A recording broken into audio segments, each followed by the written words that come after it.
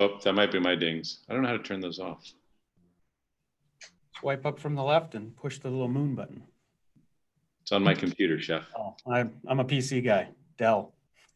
Ooh. That's the shirt. I know. Isn't that great? Yeah, I don't know if I can trust you anymore, Mike. What's that? I don't know if I can trust you anymore. Oh, you couldn't trust me before, so that just adds to it. On that note, let's get started. Sabato. Awesome. Thank you, everyone, for joining us again for another edition of Freerun Talks. I'm Sabato Seguria, joined by Mike Laszlo and Dustin Wilson. And in our effort to continue to lead the conversation around the impact of COVID-19 and how the hospitality industry is responding and thinking about the future, we want to continue to present different aspects or elements of the business. And today we're joined by a good friend and amazing enabler, Jeff Bell of PDT in New York. So Jeff, great to join. Thank you for joining us today. We can't wait to hear about how you're viewing this and how you're adapting now, but also how you see the future of the industry. Before we dive into that, I wanted to circle back on some things that we've started to see pop up in the news recently. And one of those is in talking to a lot of restaurateurs around the country, and June mentioned it last week and was even talking to some folks overseas, but it's the lack of clarity around how to operate your business or what the regulations are in terms of if you can open, is it at 50% capacity? Is it at no parties larger than 6? And any health and safety guidelines as well. And as we've looked at this, Dallas, I think, or Texas was one of the first to do that, as well as Atlanta and Georgia. But the same trend happened there where they announced they were opening on Monday and the guidelines didn't come out till Friday, which makes it very challenging for people to really understand how to model that business, how to staff, how to order. And, you know, if you have to get PPE, for all of your team, where to find that on short notice is a challenge. I think California has done a pretty good job of starting to outline that. And then there was also the Aspen Institute put together a program where they actually did work with, I think, Jose Andres, a gentleman named Corby Cummer, a great food writer, to outline some of the safety procedures, both for employees as well as for businesses as you go into this. So I think it's almost like you have to crowdsource the ideas of other people rather than relying on the government, which is unfortunate. Anybody else, any of you guys have any thoughts on that or what you're seeing? Well, one, I just want to point out, while somewhat unfortunate, I think some of the best developments come from the private sector. So I think who knows restaurants better than the private sector? So working together with government officials and, you know, as things develop, I think private response to this can also be good, but there does need to be some governmental guidelines, of course. Jeff, you have a bar in Hong Kong. We'll jump ahead. We'll talk about that a little bit more later. But when they opened Hong Kong, did they give any guidance from the government, or was that left for each bar or restaurant to fend for themselves?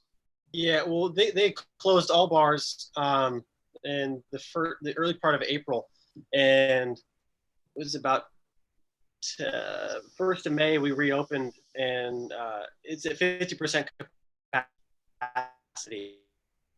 Had to create some barriers. So we have horseshoe-shaped banquettes that are, the back goes to maybe waist level if you're standing. So what we did is we extended those up to about 6 feet high so that the banquettes they kind of keep you in your own little booth. So we took some precautionary measures to keep people apart. Our staff's wearing masks and gloves, and we have those. We don't have a partition at the bar, but we have kind of spaced it out strategically so there's not this interaction where somebody's like sitting over the ice well or anything like that. So it's sparsely populated, and it's working okay for now. You know, all things being considered. I saw Seattle also release their guidelines, and they were saying that they were relying on the restaurants to take guests' names and contact information. So if they had to do contact tracing, which I think is, what's your take on that, Mike, from a legal standpoint, or how does that all play in? You know, it's information gathering like anything else. If you take, you know, if I was to make a reservation through Talk or Open Table or Resi, I'm providing my information and you know what time I'm agreeing to come to the restaurant essentially. Whether I've done a check-in is a little bit different, but I would rather see a restaurant, and I would advise my clients to take that information electronically through the reservation system as opposed to forcing it on somebody pen and paper as they came in. Pen and paper also, you shouldn't be touching that anyway at this point, but I think you can put up terms and conditions on a website or even in connection with the reservation so that the guest has already agreed to that. And there's no kind of confidential or there's no information. You're agreeing, the customer's agreeing to give you that information. So I'm okay with it. I think it sounds good in theory, but it doesn't seem like the most efficient, or it seems like it's held together by duct tape in the sense that one restaurant could be writing it in pencil, somebody could be writing in pen, and then they spill water on it and it run. Like, you can't necessarily rely on, like, if you actually have to use that data. Yeah, and how about, I just walk into a bar and I say, I don't want anyone to know I was here. Joe Banks of Nova Scotia is in the bar today. Here's my email, 123@gmail. Okay, what are we going to check IDs? And maybe we should. That's where I was wondering, I'm wondering if somebody's working on it where you could actually use technology where you can swipe their driver's license, for example, and then does that give you a record? They do it at TSA. Those machines, they have them at some bars. I don't know what those actually tell you, but aside from validating the ID, but it seems like there should be a more high-tech solution that could work. Well, that to me is high-tech, the ID. And a lot of my clients with liquor license businesses instinctively now have card readers just to check the ID. And so if I'm a bar, I just look, you can't come in most states, you can't come in unless you're 21. Mm-hmm. And so, not talking about restaurants, but just talking about bars, I'm just going to scan you as you come in. And now I've got that data. Does it tell you who the person was? Whether it records or not, and Jeff, I might defer to you. I don't know if you use the system or not, but I think it either pops up with a green light. There's different systems you can use, but my guess is you could probably capture who came in. Mm-hmm. Yeah. Jeff, do you use a system like that at all? We had one. It was just to scan the validity of the license. Okay. It would just sniff out fakes. Mm-hmm. Gotcha. Mm-hmm. Well, we stopped using that a few years ago. We never really had much of an issue with fake IDs, so we stopped. It's a small place and it's not attracting like the fake ID crowd really. So and here in Boulder, it's all fake ID crowd. We have a ton of issues with that. And what my understanding is now that the swipers are so good, and the fake IDs coming from China are kind of matching up that you can fool the scan with these new fake IDs. So, but with that said, let's just take it away. Let's assume some level of legal ID. If there's a way to capture it that way, again, from a legal perspective, if a part of, you enter my premises, you're going to be on, closed circuit video, kind of one of those things. By coming on, you consent to being recorded, you consent to your information being captured. I think you can do that. Mm-hmm. I just hope that technology can adapt to it. It seems like they're that close, and if they could just bridge that into utilizing it, it would make it much easier to actually use this data to contact trace, rather than say it's up to the restaurant to do the contact tracing from there. So yeah, it definitely has an ugly feel. Just the whole idea of contact tracing, I think it has a negative feel to consumers. Mm-hmm. I don't like it. I would certainly tell somebody to do it because I love information when I need it, but I don't want you to have mine. So I can see that being an issue. Real quick, before we really dive too deep, I want to talk about a couple things that just bring up a couple points I saw this weekend. One of which, the new PPP application for forgiveness has been released on Friday night. Any of you folks watching who have applied for PPP or received it, grab that. It's a good roadmap. No big surprises there. Another interesting thing that has come up this weekend are a lot of restaurants and bars are just opening illegally against the orders. In Wisconsin, we had the Supreme Court overturn the order. We might see some more of those challenges, but where they're operating against the order, what you're finding is governors are now using the real power they have is to say, you have a liquor license, you're not in compliance with my order, I'm going to pull your liquor license. That is a real threat, and it's a good threat. And I would be very, very cautious about operating now against any of the orders, because that liquor license is not a right, as we all know. You go through a lot of steps to get that thing approved, and it is an absolute privilege, and you should be very, very mindful and careful about disobeying those orders, because they will pull that license. And then I you're don't done. think those are going to be the first type of cases they're going to be looking to take when they reopen. So it might take a little while to fight that or overcome that coming out of it. Yeah, I just wouldn't do it. I don't see the point. But so that's what I'm seeing in Ohio. Governor Polis here in Colorado pulled a couple business licenses, and I think he said the same thing. I'll take your liquor license, and I do a ton of liquor license work. That is real, and it can happen, and that's immediate. I mean, that is day of, you're done. And then you've got to report that for the rest of your business life. You got to report on any future application, no matter where you are. Every application I've seen in every state, even with TTB, is going to ask, have you ever had a license suspended or revoked? And I wouldn't want to have to check yes on that box. Mm-hmm. But that's what I'm seeing around. The other thing is I'm reading a lot right now about and what we're about to talk about is how we're separating dining rooms. How this kind of goes into that contact tracing. But good article I read out of California this weekend was also talking about how plexiglass dividers have become the toilet paper of the restaurant and bar world, because they're impossible to get, and now everybody's got to have them. And I thought it has to do with how you use them. I thought there were similarities between that. I'm gonna let that hang there. At the restaurant I used to work at in Little Washington, they announced this past week that instead of leaving tables empty, they're actually going to put mannequins in between, which Patrick, that may be even more creepy than the man. plexiglass. Jeff, are you loading the bar up with mannequins right now? Yeah, and we're gonna get in light of the Last Dance documentary, we're gonna get a Michael Jordan cutout. I'll go around. Put them on a little train, let them go out the window. See, that's great. That's great. Or Jeff, you got all those animals on the walls too. You can just pull them down and put them in seats instead. Yeah, we'll make. I don't know. I don't think the mannequins is going to will be a good look. But I did hear that there's also a restaurant in Thailand. They're actually putting pandas in between tables, and so I mean, I'd go to that restaurant. Like, it's one thing to sit next to a mannequin, but if I'm sitting next to two pandas, just like dining, that's kind of a different way of looking at it. But I think using plexiglass just doesn't feel right, and it's almost like you're in prison, like and talking to other people on the other side, whether it's plants or finding other ways using decor aside from plexiglass to make it blend more rather than stand out, I think is the route that I would look to take myself.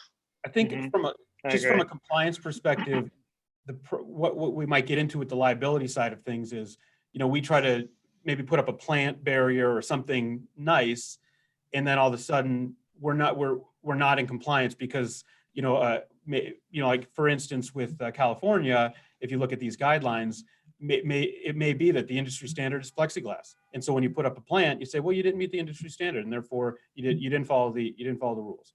So I thought that they were using this I didn't think that it was required. I thought they were just using this to enforce the 6 feet of social distancing. Are you saying that you have to have the plexiglass in addition to that?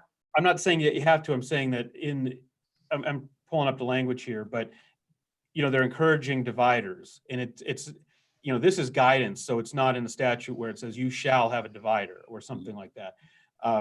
Just saying where for when we do like liquor licenses with patios, some people have railings, some people put planters out, some people put big rocks out, and those are things that each city looks at and says, is that going to be enough? Does that really meet the goal? And so I would look at this as well to say, before you go too deep on fake or real plants to do dividers and spend all your money there, the next day they come out and say, well, plants aren't going to do it. We actually say these are the approved barriers. Now you got to go do that. But that's another thing where it's going back to restaurants need more heads up in order to know how to prepare, because you can't just go buy plexiglass and PPE at Home Depot these days. No. So yeah, this is where you can run into all kinds of issues if you're interpreting these rules in your own ways, right? There's too much room for error or liability. Who's at fault if you use plants instead of plexiglass? There was no recommendation specifically to use plexiglass, right? Like, but then someone gets sick. That's I've right. already or, got pandas, I've already got pandas on the water that I'm gonna. I hope you have good count. there has to be a standard and a guideline, at least a baseline standard for people to follow in order to know that they're being compliant. So, All right.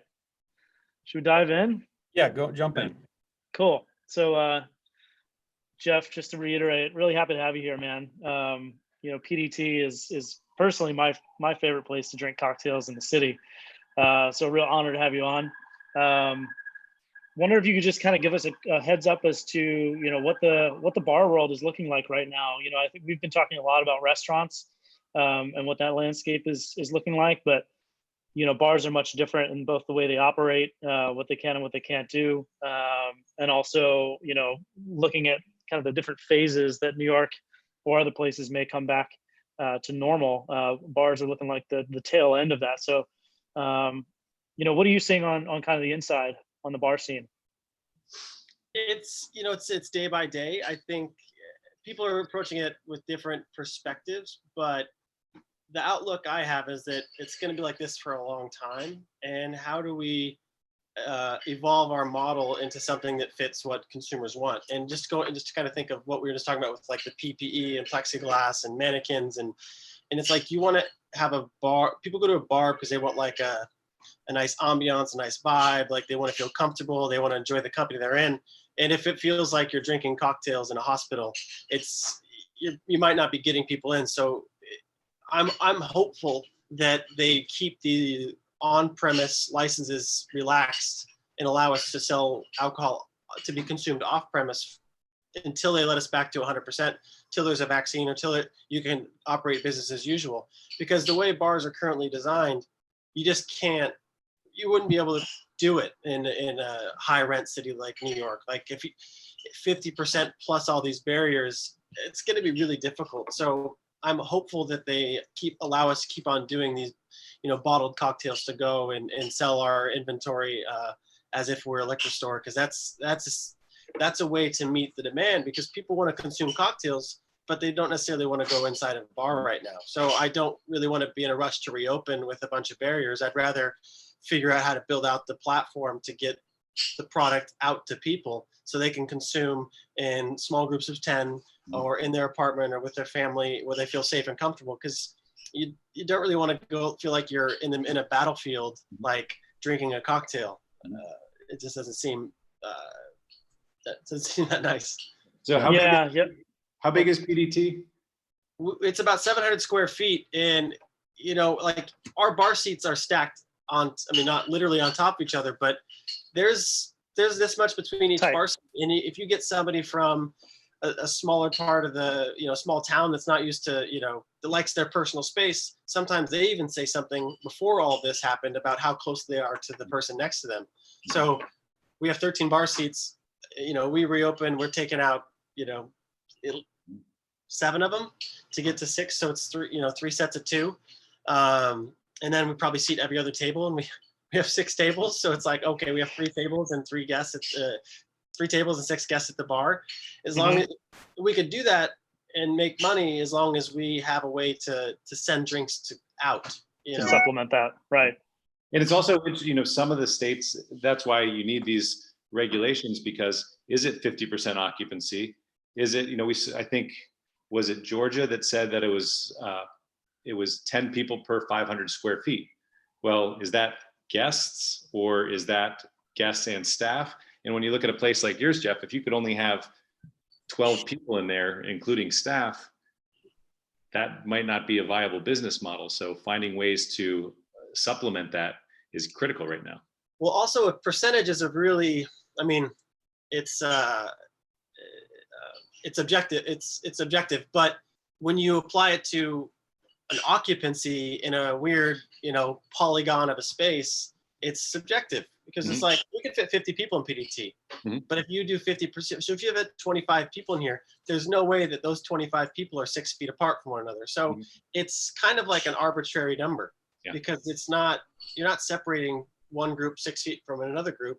And if you probably limit guest size to 2 or 4, because if you have a 6-top that's close enough to another 6-top and one person turns out to have it, then it's like they've gotten their group and the other. So it's like, instead of 1 to 2, it's 1 to 12. Mhm.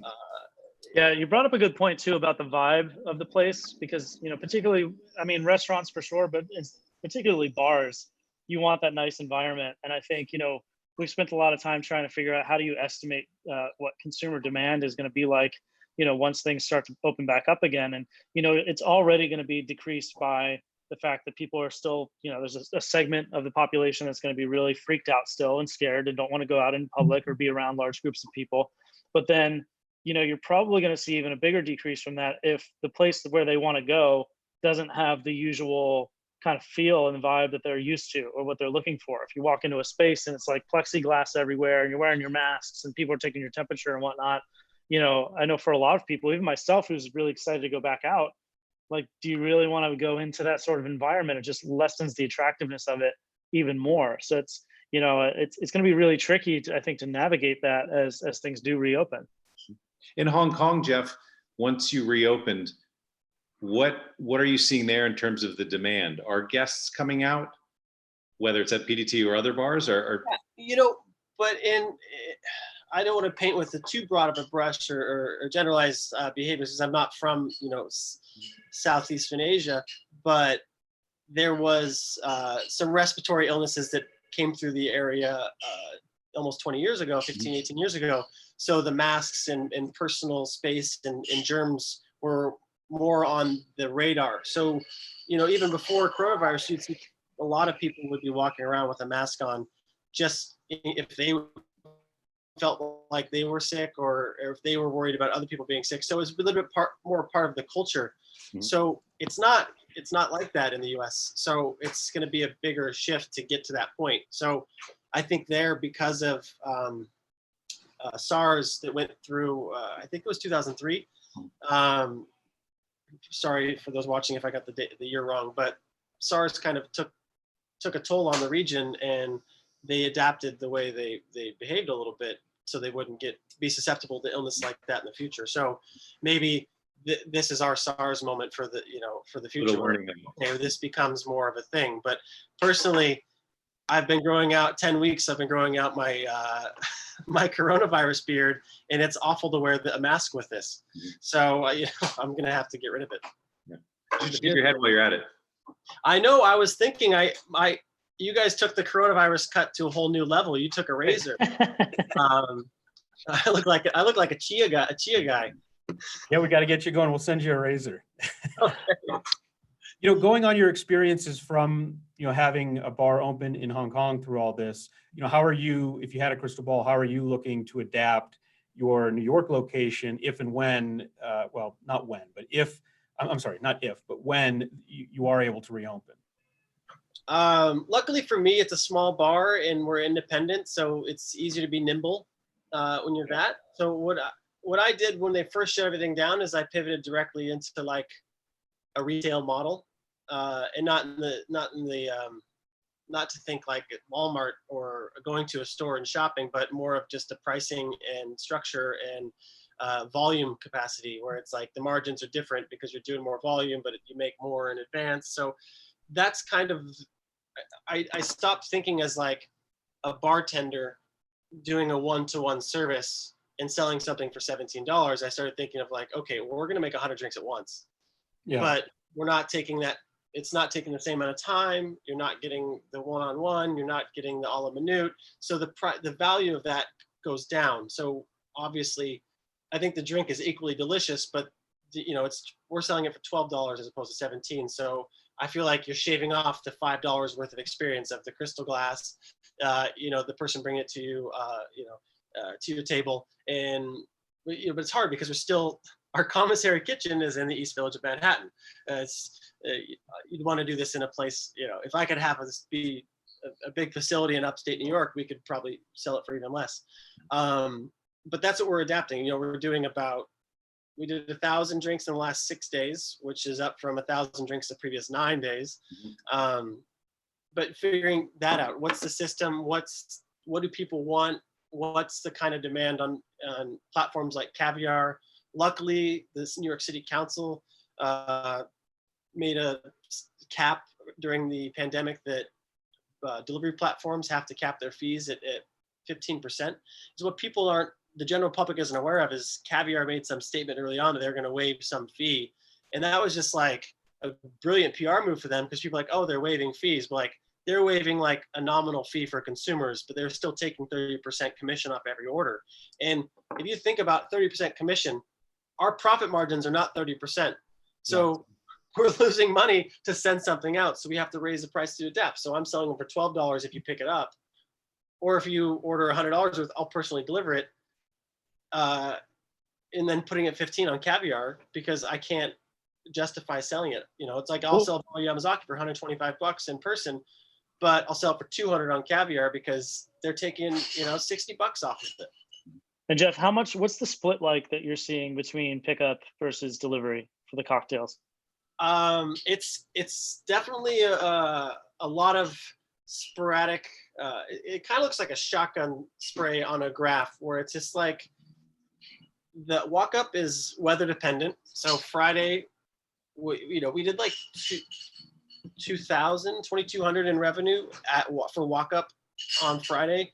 Saturday was like 18, and Sunday was more like 12, but they're all pretty nice days.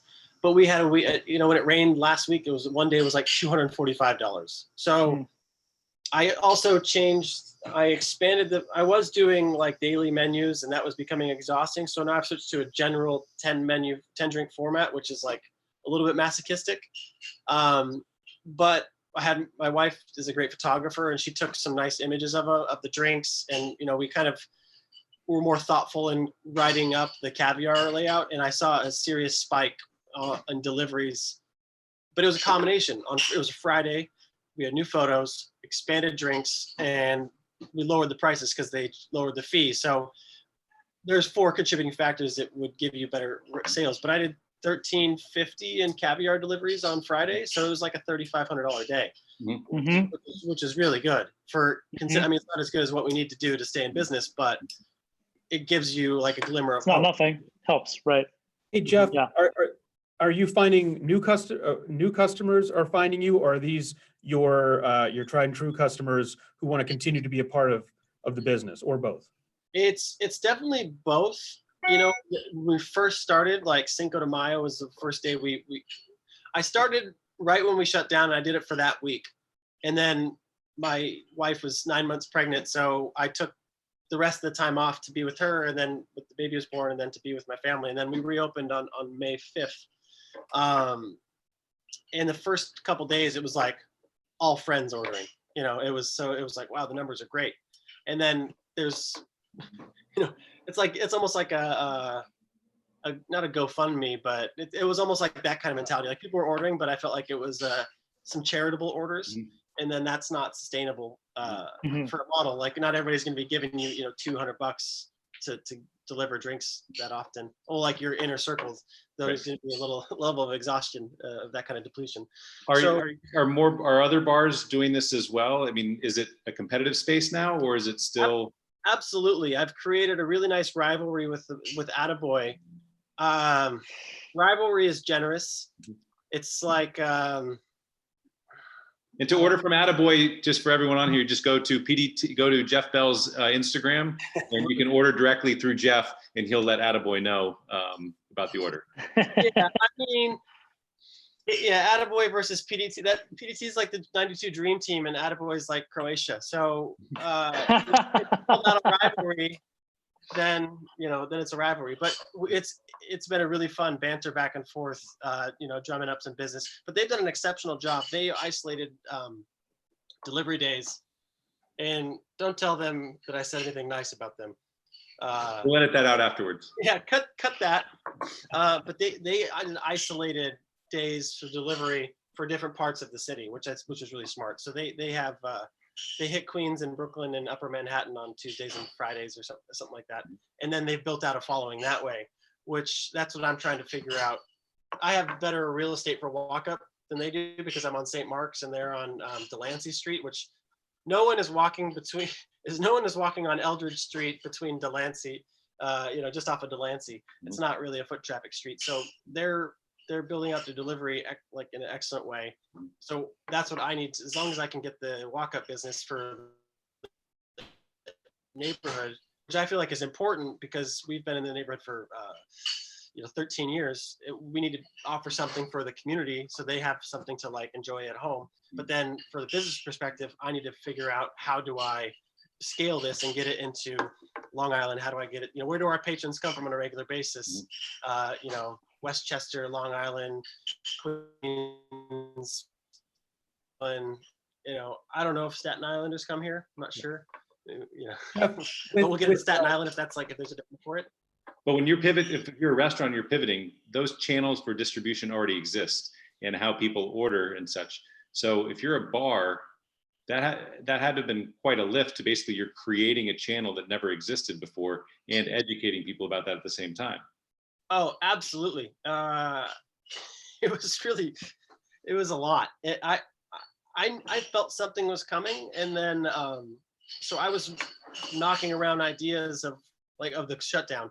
I was knocking around ideas. I'm like, what are we gonna do? I'm like, well, maybe we sell cocktail kits to go. And then it was the morning of the 16th or whatever the Monday was that week, and Cuomo had a press conference at 11 a.m. and I had already like found sources for bottles. I was already thinking about it. And then he said, oh, you could sell on-premise alcohol to be consumed off-premise. And I was like, well, let's do it. And I had the timing, I was very fortunate. I had the staff that wanted to come in, do like a final cleaning of the bar, a deep clean to, batten down the hatches. And we got that notification. I was like, all right, well, this just turned into a batching party. So we just put together like a ton of drinks, and we hit the ground running, and we had drinks ready by 3 or 4 p.m. that day. And then we did significant numbers the rest of the week. And that was depleting like our food orders, like our, citrus orders and all the stuff that we had, the perishables, and making a dent in some inventory. And then reopening, I had to go to, we're a little bit underwater with some of our suppliers. We have to pay people back. So I had to go to Restaurant Depot to buy a bunch of citrus and ingredients. And luckily we had a lot of inventory of alcohol. So I've been able to do the drinks without buying any new alcohol. But we're going to have to figure that out at the end of this week of like how to re-up, because we only have enough to go through this week. How do you think when bars, when the time comes to reopen, are there any practices from now that will carry over in your eyes, or will people look at the bar model differently and say, okay, here's how we can either make it more sustainable, making it more efficient? What do you see coming out of that? I think it's going to be tough because a lot of the difference between a bar and a restaurant, well, the biggest difference, I mean, there's some restaurants that have this model, but like you're going to watch it happen. So it keeps there's different eyes of scrutiny, more eyes of scrutiny watching you prepare something that they're going to put into their body. So it's like you already had to be like well kept and clean nails, hands washed frequently, and this you have the be clean to be clean, and also for the optics of being clean, because you're like doing this kind of thing and then making somebody's drink, like they're not gonna love that. But 6 months ago they're not gonna love that. Now they're gonna be like, get that poison away from me.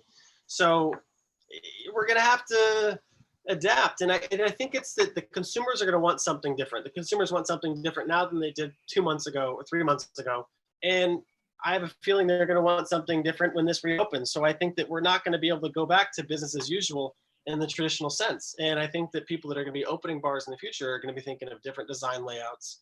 I mean, just think of like what I imagine is happening at Starbucks, like their whole store layout from when I was a kid going to Starbucks in high school, like sitting down having a cup of coffee, was a cafe. And it was like that for a long time.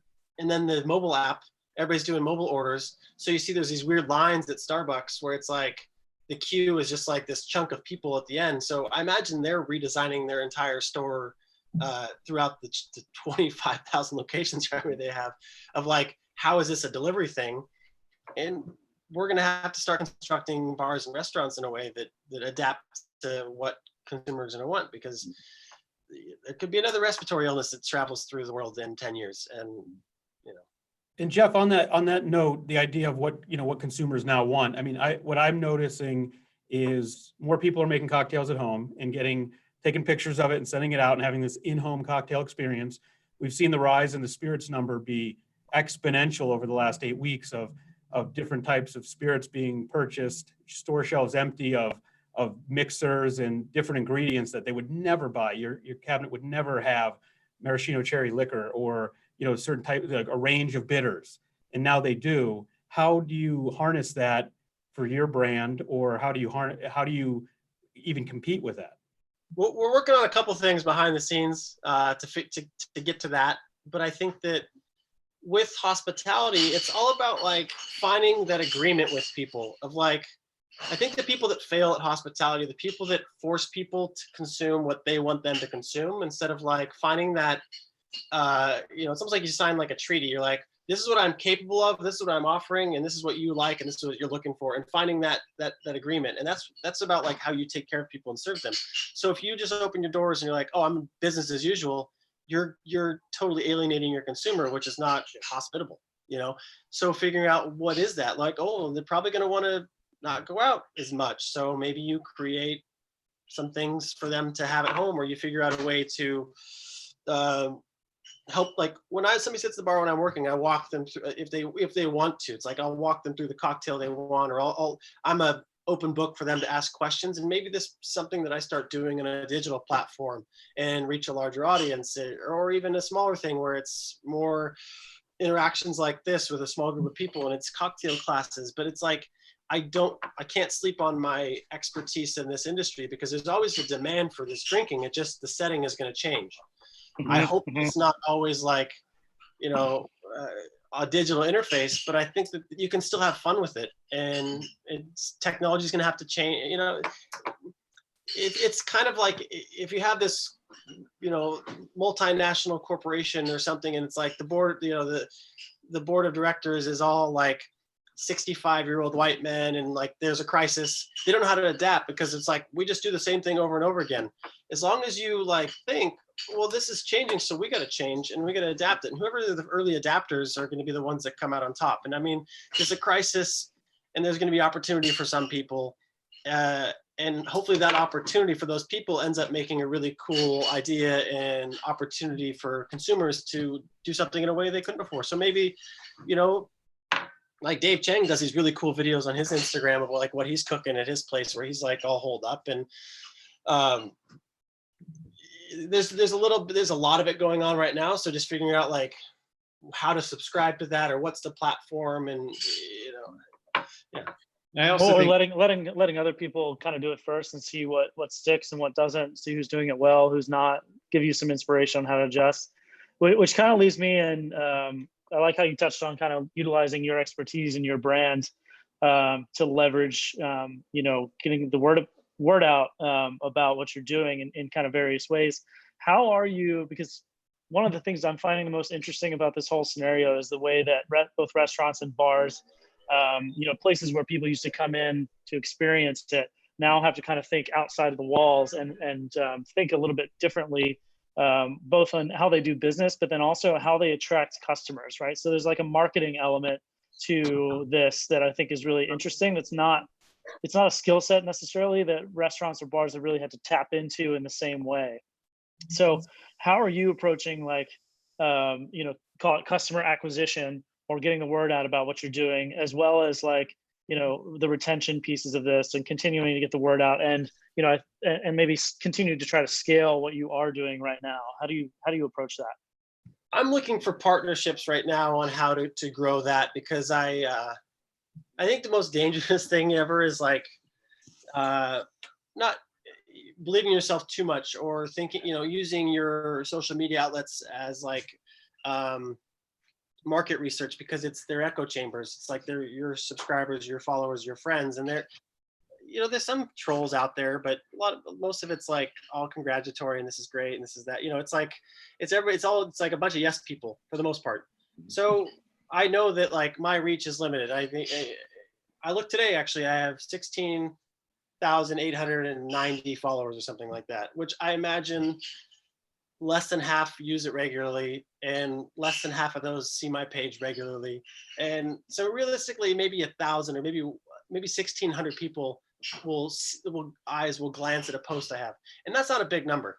So that's not something that's gonna, keep business going. So it's like, it's all about the platform. And I listened to a great podcast by Bob Pittman, who's the founder of MTV and he's CEO of iHeartRadio. And he talks about how TV and radio are king. And it's like, people think that those platforms are dead, but it's like, how many people watch the Super Bowl? It's like 140 million or some crazy number. And it's like, it's all about connecting to other people. And not that this is going to go on TV or go on a podcast, or sorry, go on the radio, but that's what I have to figure out, is how do I get this network? I keep on using New York State as my barrier, because I don't think that I can get my product outside the state. I haven't figured. Maybe Mike and I can talk offline later, but I'm from what they've said, I can only sell this stuff in New York State under my interpretation of the law. But how do I get the 50 million people that live in New York State to be able to get into this? And it's like, they definitely don't follow me or care who I am, but I can utilize the history of PDT, the accolades and awards that we've won, and figure out how do I connect to them. And that's going to be a different way in different regions, whether it's, Nassau or the Hamptons or, Staten Island or Westchester. It's different clientele. So that's what I'm figuring out, because you make this thing, how do you get it to people to know about it? And that's word of mouth. Word of mouth works when you have a 40-person bar, but not when you need to sell. I would like to sell 3,000 exactly a week. So right. Yep. I think one thing that I was thinking about this is what Mike was asking about the guests and how the home cocktail experience is changing them. If I'm looking at it from a glass half full standpoint, maybe they come back and they're better versed in it. They understand what cocktails are. They understand what different ingredients are, whereas they might have looked at a menu before and said, wow, I only recognize, a quarter of these ingredients. Maybe now they have a little bit of more of an understanding, and with that, you get a little more sophistication out of them. Also, on that point, real quick, on that point, how hard it is to make a great cocktail. Yes. I've learned, wow, I really do respect the 10-minute prep time in the $20 cocktail, because mine don't taste as good. Mm-hmm. Yeah. And also look at like one of the best meals I ever had was 11 Madison Park, 2012, and the food was exceptional, but there was this great wine director there at the time. There always has been, but Dustin poured an incredible pairing of wine throughout the whole meal. And it's like, just like with cocktails at home, you could make a great meal, you can get a nice bottle of wine, but the experience of like having this diverse lineup of bites with this diverse lineup of drinks that complement it perfectly is something you can't really replicate at home unless you have kind of inexhaustible resources. Right. But if that sparks their curiosity, and then you and your team are be able to use that as a building block and start that conversation at a different level, I think that's going to really create a cult following, or even more of a cult following with that. And with the social limitations that you're going to have going out to dinner, to a show, people aren't going to go to Broadway because it's going to be hard for them to open up that'll be even later than bars. But is there, as we go through this, now bars that take reservations become a safe place because they know when people are coming in, how many people. You're in a fortunate position to have that, but there's a lot of bars that don't have that mechanism, that don't have a reservation platform. So this could be the substitute for, instead of going out tonight, let's just go have a drink here and have one drink rather than, we're going to go out and just go bar hopping. So that could be a new way that people are interacting with bars as we emerge. Hey, Jeff, real quick, what's the average number of drinks a guest will have in your bar? I mean, the average is it's a number based on, math, as opposed to like what the average person has, so like the check average is 34. So that's like 2 cocktails, or a cocktail, a beer and a hot dog, or a cocktail and 2 hot dogs. So, but some people, the thing is, that's an average with the wide discrepancies where it's like, depends on who you're going with, Mike. You come with me, check average is going to be a lot higher. Yeah, it depends on who it is. Some people come through and have 8 drinks. That's not often, but a lot of tourists come and have 1, but for the most part, everybody has 2. How many are people ordering to go or to be delivered? Oh, well, right. I mean, And I'm sorry, like if like somebody that's ordering for maybe him and his wife or something, are they ordering 4, 2, 6? for now, not like previous. Okay. Yeah, I'm talking, well, I was talking before, but then now that the experience has shifted outside the bar, are people planning ahead and saying, I mean, like if I'm gonna have a couple cocktails, Yeah. I'm gonna have cocktails. Very seldomly does somebody buy 1 drink. Okay, If it's 2 Mhm. people, there's usually 4. gotcha. Sometimes it's sunny and people will take it and go to the park, but usually people will get more than 1. Jeff, I'd love to know your perspective too. With this current trend of people buying these pre-made cocktails to enjoy at home, do you think this is something that will continue once bars are fully ready to be reopened? Do you see this is there a business opportunity there for people who can kind of capture this current demand? Do you find that will continue once people can go back out to the bars and get their own cocktails? Yeah, I hope so. I just hope so with responsible regulation of it, so that there's no, it has a longer shelf life than food. So people might think, oh, I can keep this for a while, but you don't want them to think you'd have to do laboratory testing on the shelf life, the stability. Like there's just more to it. Depends on, you just have to have that conversation with your consumers so they know how to consume it. Is this, do I need to drink this right now? Like I took some drinks out to a friend in Long Island over the weekend, and he had he was great. He ordered 4 different cocktails, 5 of each, and 3 of the drinks were the stirred ones, which stirred meaning like all spirits. So drinks in the style of like Manhattans, old fashions, Negronis. He's like, what are the shelf life things? Like those are good pretty much forever. Like those aren't going to go bad. Keep them in your fridge. Actually keep those in your freezer, and they're going to have this like delicious like viscous texture, and you can just drink them right out of the bottle. For the citrusy drink it within the week. Like it's not going to make you sick in 2 weeks. It's just not going to taste that good because it's going to lose its luster. It's not going to be great. It's going to be really good for 2 or 3 days, but 7 days, it's going to be like a little bit subdued. And the part of the thing is maybe if they need me on a panel or a board to help explain like what needs to happen, but it's like cocktails taste better a la minute. Some cocktails taste better a la minute because there's layers, and it's like the longer that sits together, they all break down and become one flavor. Mm-hmm. Some drinks that's better. Some drinks taste better batched. Like if you make a batch of Negroni in a bottle and add a little bit of water to it and keep it in your freezer, keep some big blocks of ice and pour, and just pour an ice cold Negroni over a block of ice. That is the world's best drink.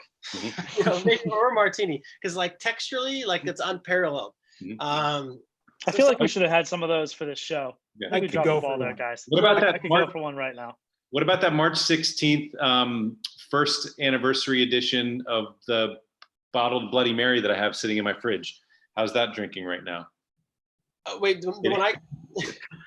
Oh yeah. Very first. Yeah, it all depends on what goes into it. So if it becomes a big, there needs to be some regulation, because it's just, and I don't want to insult my bartending brethren, but I've done a lot of judging cocktail competitions around the world, and I've done different things where I interact with novice bartenders, and a lot of people are just like, I'm gonna do this infusion, or I'm gonna do that. Like one time this guy was like doing a pairing, and he's like, I brought these oysters to shuck for you, and I'm like, where's the refrigeration? Like I'm not eating that. It was in Thailand. He was like, they're fresh from the bay, and I'm like, I ran this morning and that bay didn't smell nice. Like sometimes there's not the kind of education going into the bartending world as there is the food world, or it's grown fast. The bar industry has grown faster than it should have, I think. Not that it should have, but there's not enough mentors out there. There aren't as enough education on what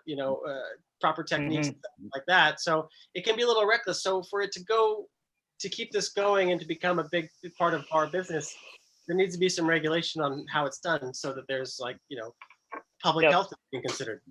So when sticking on sort of the health and safety issue, restaurants with bars, when they reopen, how do you see that service evolving? How do you, if you were to recommend, if somebody went to you and said, Jeff, I'm reopening my bar based on what we're seeing in the health and safety issues, and the concerns of guests, how would you advise them to look at their cocktail program, their drink execution? Any key areas that you could highlight? Yeah, and I mean, this would be a general word of advice for any bartender. Be like, check your ego, and it's not about what you're capable of creating. It's about that finding out like what's really good. What can you make that's really good? That's what the guest also wants. They may not know what they want, but like think of them in mind, and then you start thinking if you have to do all these other steps to make a drink in a sanitary way or more sanitary way than before, each step is gonna like bartending is all about efficiencies. There's so many movements. So if you can cut down from 10 movements to 4 movements on every drink you make over 300 drinks, like you've saved yourself so much time. So that being said, you have to think about, okay, if there's PPE, there's different, it's disposable glassware or all these things that like take time.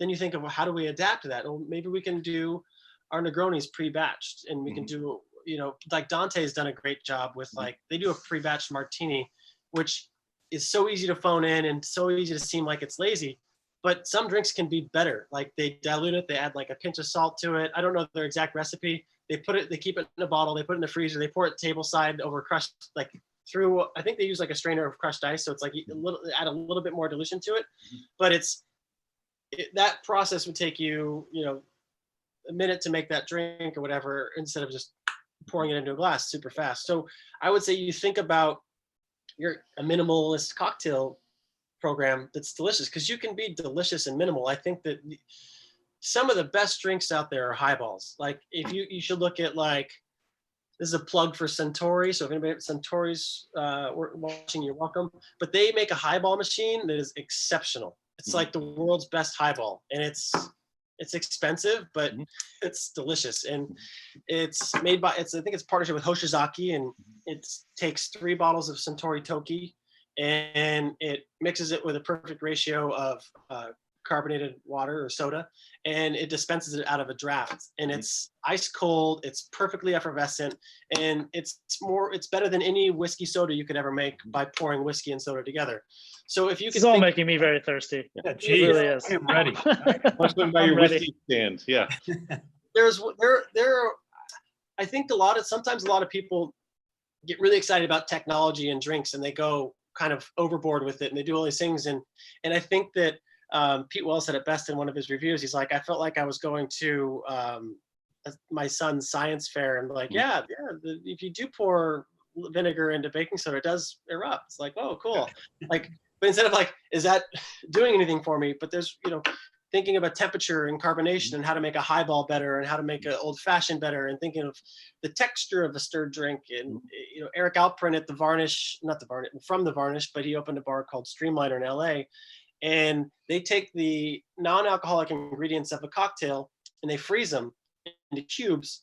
They pour the alcohol into a mixing glass, they put the cube in, and they blend it with like a Waring hand mixer. And it basically, the drink is like between a shaken drink and a slushy. So it's like kind of the temperature where your lips could get stuck to the glass. It's so cold. It's so delicious. So it's like, that's great. And it's pre-done, it's faster. There's hacks you can do to make things better. And you don't have to like always obsess over the art of making drinks a la minute, because you can have take some liberties and sometimes improve the drinks. To me, that's the exciting evolutions that could come out of this, and almost like a back to the basics, focus on the execution of it rather than the smoke and mirrors of that. One question from the comments. Right now, there's a lot of hospitality professionals that are unemployed, but when they start coming back, what are the new skills that you think will help separate people or staff that you need to do things moving forward? Are there new roles that you have to have, whether it's someone at the door with temperature guns? How do you view that for somebody that may not be thinking about this in the moment like you are, but to help them figure out how to best prepare themselves, or staffing that you might need emerging from this? So that's a kind of a hard question, but I think what you're going to have is unfortunately, you're going to have a generous job pool to go back to. And, it's been pretty tragic here with, Pegu Club closing, and thinking like, that bar closed, and that means how many amazing bartenders work there are now going to need jobs on the other side, and maybe places are having less staff come back. So for employers, it'll be, you're going to be able to get a lot of really good staff, and it's also going to change people's mindsets. I would imagine people are going to come back with like a new sense of purpose and urgency and I hate to say it, but fear. But so I think that the people coming back for jobs are going to work really hard. But there's going to be new roles, and it all is going to depend on what they need from us. Like for me, if we get to continue doing the cocktails to go, then I'm going to need prep people. You know, I might need somebody that's from a different arena that knows how to do something in scale, as opposed to all a minute. So thinking of like, what is our new business model and what kind of people need to be employed to execute that? Because what we found when we started doing the batching the first week is like, if you're not really organized when you're making 1,000 drinks at once, like it is a disaster. It's messy, there's people running all over the place, but it's like, you're not going through and making every drink. It's like, you're the lime guy, you're the lemon girl, you're the honey syrup person, or you're my spirit. You're the person that takes the foil off the bottles. You're the, like everybody has like the assembly line. It's like comments, or that. You want the Henry Ford, not the I Love Lucy sort of shenanigans that come out of it. Yeah, because we're making, it's Ford versus Ferrari. Yeah. Mike, should we take some questions here? Let's do a couple questions, and we've already got to one of them. Jeff, question here: are there any other revenue streams that you've explored? And we've touched on a few of these, but want to throw that question out to you. Yeah, I've had conversations with different digital partnerships about potentially doing, cocktail classes and stuff like that. I'm a little apprehensive of diving into it until it's really good. And I don't want to sound hypercritical, but my Instagram feed has been overwhelmed with at-home cocktail videos. And I guess the problem with that is that it's like, I'm not really the audience for the people that are making the videos. And that's what all of us bartenders need to understand. It's like, some people may really like your Instagram videos of how you make your cocktail, but it's not, there's a disconnect from the consumers that actually really want it. They don't know who we are. Like we may have over 1,000 followers, but we're not famous. Like we haven't bridged the gap to consumers yet. So that's what I'm trying to figure out for that. It kind of depends on what you sell. Like some bars have a retail component of like books and t-shirts and bar equipment and stuff like that. But no, that it's challenging on the bar front. It sounds like, in terms of to pivot and access those. I can't wait though, Jeff, for us to see the Wisconsin Old Fashioned on your menu, which was the best cocktail video. So plug for that. That was the best cocktail video yet. All right, another question here. Let's see here. From someone outside New York City, I'm curious what the delta is between current carryout / delivery sales and surviving a 1 or 3, 6 or a 6-month closure. I think that's probably thinking maybe I'm interested to know how, if you can continue to sell cocktails to go while you're open, is there how are you going to balance that? It's going to be interesting.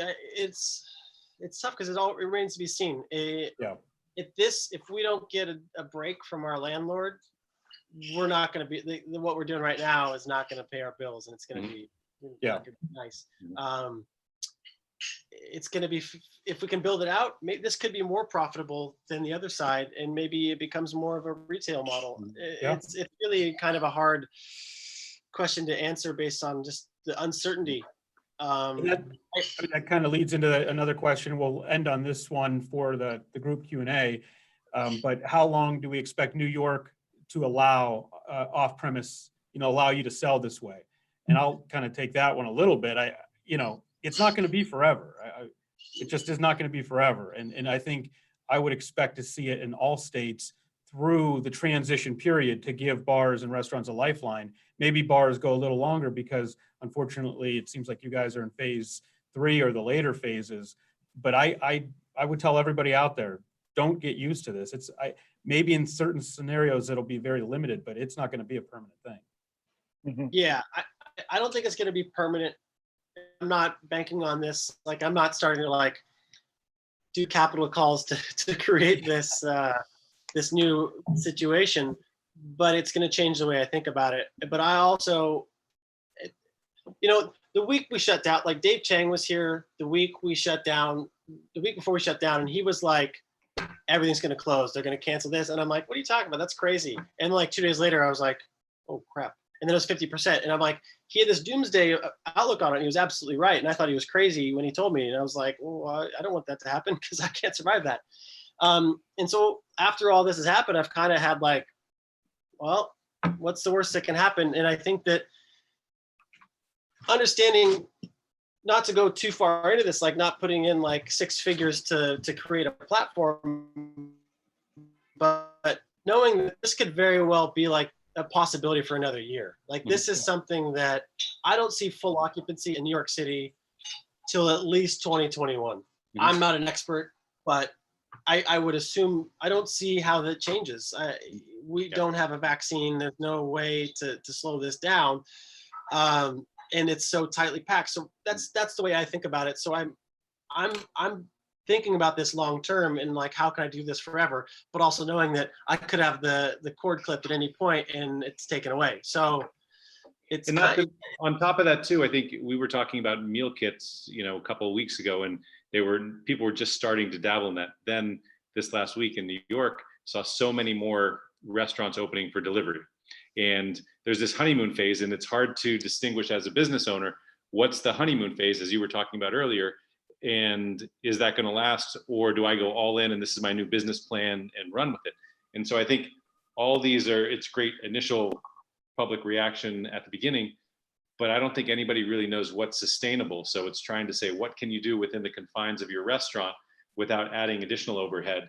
But that's why I think keeping it streamlined and building it to adapt to those through the weather, and not doing all perishable drinks, for example. There's different ways that people have to look at it, rather than say, I'm going to go all in and this is my new business model, and then find out a week later whether it's due to other people getting in the market or due to legislation that the game's changed, and then you're in a worse position than you were right now. So it's agility. Yeah, I think to me, Jeff, it seems like you're doing a lot of things really well, like diversifying kind of what your plans are, but then also, you know, I think it's really easy for people to look at the short term and just figure out, you know, try to figure out how to get through right now. But I like that you're also thinking big picture. You're thinking down the road. You're thinking like, okay, let's do what we can to get through this. But then also there might be other opportunities on the other side of all of this that are really interesting from what you're learning and the data that you're getting from customers now, and the demand that you're seeing from customers now.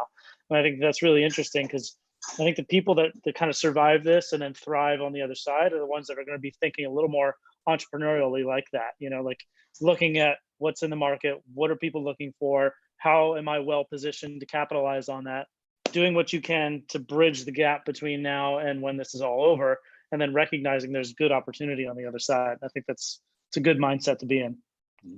I think that the you know, catastrophe and, you know, unfortunate circumstances, as awful as they are, they also, when you get put up against the wall, you're like, I got to get out of this. And when times are good, you sometimes it cuts into get comfortable. Yeah, you know, and I would say that my level of like aspiration and energy and ambition when I was 21, you know, in the early stages of my career, I'm sounding less ambitious now. It's a different kind of ambition, but when you're like penniless and can't afford your rent, it's like you get a lot of ideas on how to like get through it like that. So right.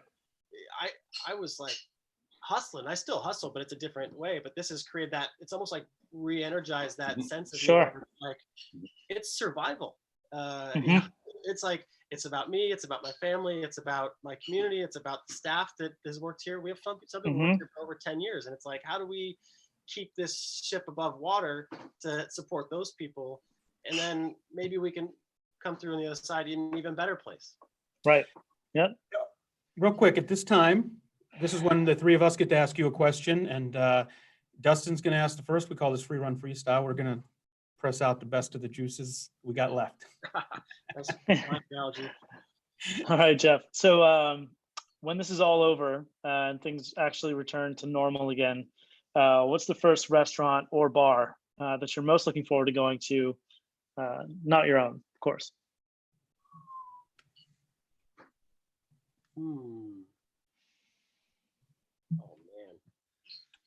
Squally Jones, clam pie. Ah, There you go. nice. Uh, Love it. If you were opening a bar from scratch, going into the new normal, what would it look like, or what would be different? Is it a location? Is it in New York? Does it matter? Doesn't matter. What's poised for the most success after this? Oh man.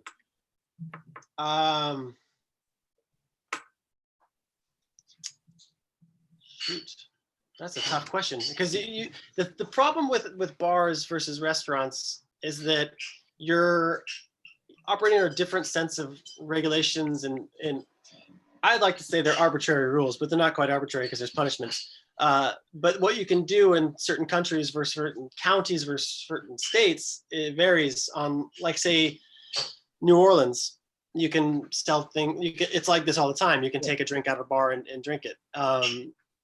I think in New York,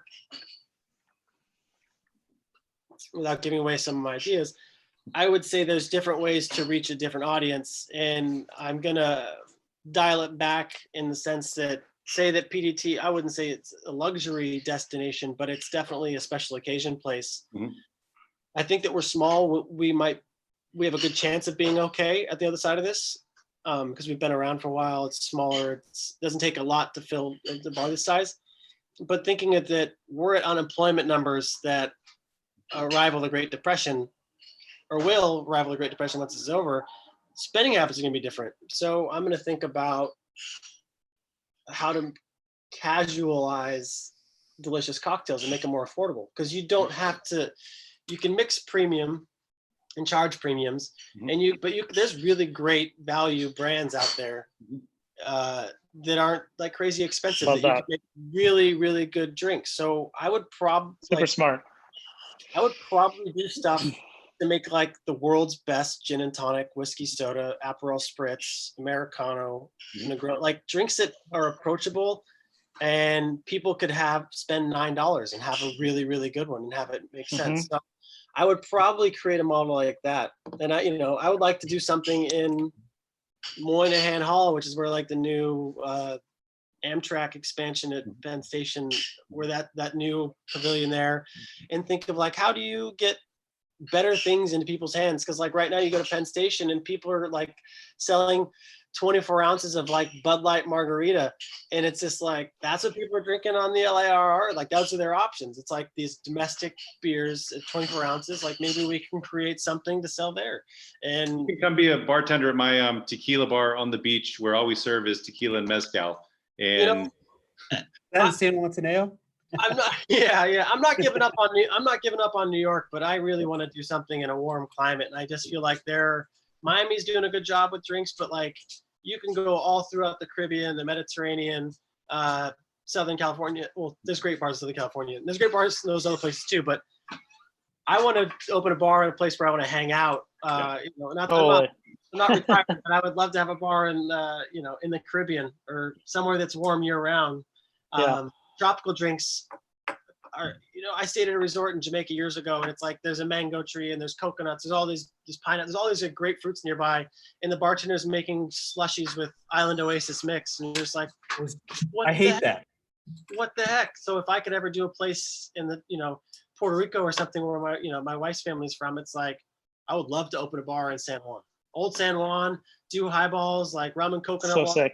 Oh, Love that. bring us home, Mike. My question for you is, what words of wisdom, if any, would you like to impart on our listeners here as a man of industry that you are? it's kind of you to say, that I can impart words of wisdom. I just would think that if you're a great bartender, you've learned how to adapt to stressful situations your entire life. And I think that's what hospitality, it's like too small to fail. And but it's full of resourceful people. It's full of people that deal with conflict resolution every day of their life. And they take, a shot to the chin every day. So it's not to say this is like nothing different for us, but it's like, it's adversity. We're like, I feel like every night of service is always like some sort of scene in a zombie movie when the zombies are coming at you and you're like, how do I Will Smith my way out of this? And that's kind of what this situation is, but it's much more realistic. But like being like almost like this is like Zen Buddhist approach to it, where it's like it's chaotic. Okay, this is established. Yeah.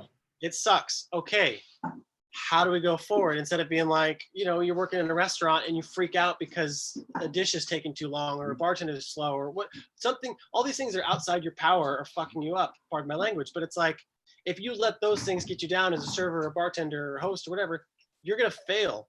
And you think of how do you get around that? How do you entertain the people while their food's taking too long? Or how do you, you know, without telling them what's actually happening? And having that kind of resourcefulness with this situation, like think about this as like the worst disaster ever. It's like it takes me back to like my banquet days and like, you know, early teens, where it's like, I feel like this is like carrying a round of entrees and you just like stepped on a banana peel. And it's like, how do I get back from this? This is a situation. We're all in the weeds. We know it. Okay, now let's just set that aside because let's charge ahead. So yeah, everyone's in the weeds. Moving on. So Yeah. Jeff, want to thank you for joining us today, imparting your wisdom. Great. I'm going to pour out a rapscallion out of my freezer tonight, and I'll raise a glass to you. And I also want to take this time to wish both Jeff and Mike happy birthday, because you both celebrated a birthday this weekend. So thank you. I hope it was the most memorable quarantine birthday that you've ever had and will ever have moving forward. So No more. thank you all for tuning in and listening today. Hopefully you got some good nuggets of wisdom and inspiration out of it. Please subscribe, like it, share it. And coming soon, this is also going to be available in a podcast format in addition to being on video. So thanks a lot. And Jeff, wishing you all the best and can't wait to try the new menu. Thanks, Jeff. Thanks, Jeff. This is great. Appreciate your time.